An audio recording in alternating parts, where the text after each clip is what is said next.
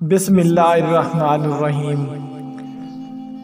شروع اللہ کے نام سے جو بڑا مہربان نہایت رحم والا ہے۔ ایک شخص نے چڑیا پکڑنے کے لیے جال بچھایا۔ اتفاق سے ایک چڑیا اس میں پھنس گئی اور شکاری نے اسے پکڑ لیا۔ چڑیا نے اس سے کہا، اے انسان، تم نے کئی ہرن اور کئی مرغ کھائے ہیں، ان چیزوں کے مقابلے میں میری کیا حیثیت ہے؟ ذرا سا گوشت میرے جسم میں ہے، اس سے تمہارا کیا بنے گا؟ تمہارا تو پیٹ بھی نہیں بھرے گا۔ لیکن اگر تم مجھے آزاد کر دو تو میں تمہیں 3 نصیحتیں کروں گی جن پر عمل کرنا تمہارے لیے فائدہ مند ثابت ہوگا۔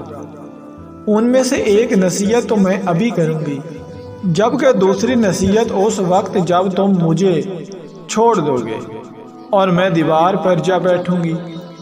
اس کے بعد میں تیسری اور آخری نصیحت اس وقت کروں گی جب دیوار سے اڑ کر سامنے درخت کی شاخ پر جا بیٹھوں گی۔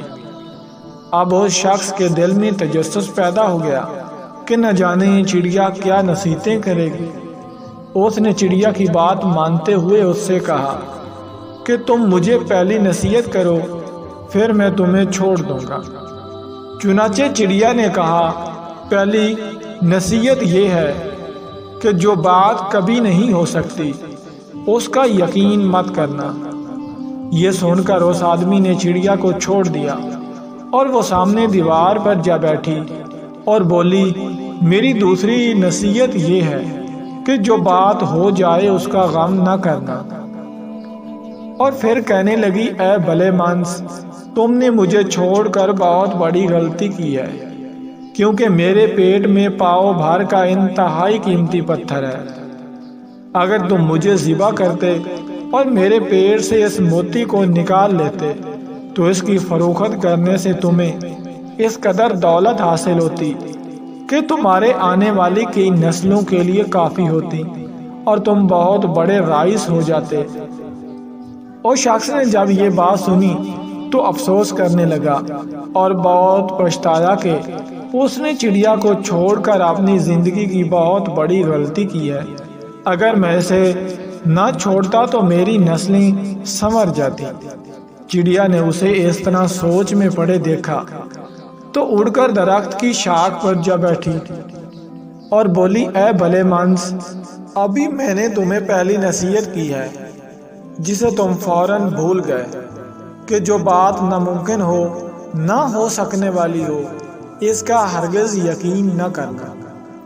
لیکن تم نے میری اس بات کا اعتبار کر لیا کہ میں چھٹانگ بر وزن رکھنے والی چڑیا اپنے پیٹ میں پاؤ بھر کا موتی رکھتی ہوں۔ کیا یہ ممکن ہے؟ میں نے تمہیں دوسری نصیحت یہ کی تھی کہ جو بات ہو جائے اس کا غم نہ کرنا، مگر افسوس کہ تم نے میری دوسری نصیحت کا بھی کوئی اثر نہ لیا اور غم و افسوس میں مبتلا ہو گئے کہ خواہ مخواہ چڑیا کو جانے دیا۔ تمہیں کوئی بھی نصیحت کرنا بالکل بیکار ہے۔ تم نے میری پہلی 2 نصیحتوں پر کب عمل کیا جو تیسری پر عمل کرو گے؟ تم تو نصیحت کے قابل ہی نہیں ہو۔ یہ کہتے ہوئے چڑیا پھر سے اڑی اور ہوا میں پرواز کر گئی۔ وہ شخص وہیں کھڑا چڑیا کی باتوں پر سوچتا رہا۔ دوستو، وہ لوگ بہت ہی خوش نصیب ہوتے ہیں جنہیں کوئی نصیحت کرنے والا ہو۔ ہم اکثر خود کو عقل گل سمجھتے ہوئے اپنے مخلص دوستوں اور بزرگوں کی نصیحتوں پر کان نہیں دھرتے اور اس میں نقصان ہمارا ہی ہوتا ہے۔ دوستو، جن کی زندگی میں کوئی نصیحت کرنے والا نہیں ہے، وہ شخص کی مثال ایسی باغ کی طرح ہے جس باغ کا کوئی مالی نہ ہو اور وہ مالی کے بغیر ویران ہی رہتا ہے۔ چڑیا نے اس سے کہا،